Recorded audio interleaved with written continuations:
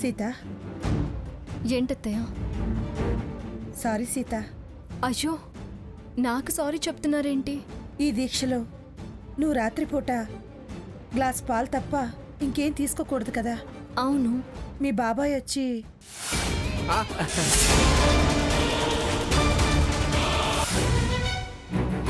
అదే ఆకులో అదే మనిషో. ఇప్పుడెలా సీత? అత్తయ్య గారు, నాకు ప్రాప్తం లేదు. దానికి మీరేం చేస్తారు? ఆ అమ్మవారి పరీక్షో శిక్షో అని మనం సరిపెట్టుకోవాలంతే. ఏదైనా మనం గెలిచినట్టే. దీక్షకి మాత్రం భంగం కలగనివ్వను. ఏంటోనమ్మా, స్వర్ణ కోసం నువ్వింత కఠినమైన దీక్ష తీసుకున్నావు. నిన్ను అమ్మవారే కాపాడుతుంది. ఏది జరిగినా మన మంచికే అనుకోవాలి అత్తయ్య గారు.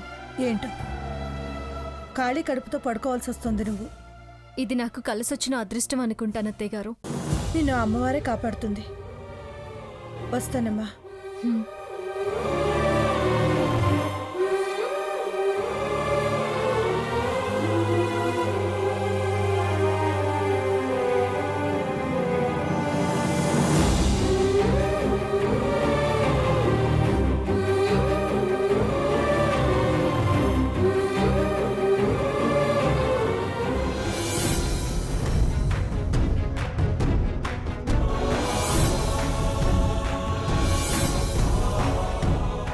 తన కోపాన్ని ఎలా తెలియజేస్తుందో చూడండి.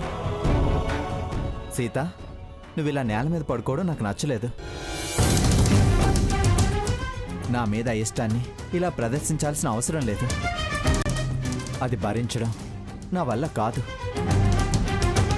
నీకు నన్ను చూస్తే అసహ్యం వేస్తుంది.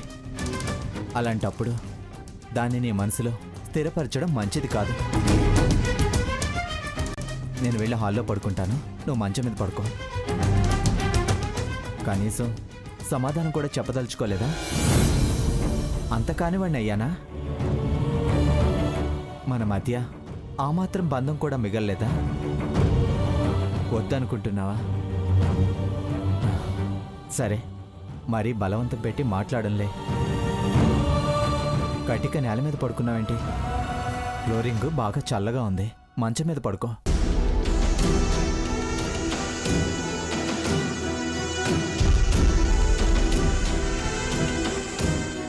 వీటన్నింటికీ పరిష్కారం, ఈ కన్నిటికి సమాధానం నువ్వే చెప్పాలి తల్లి.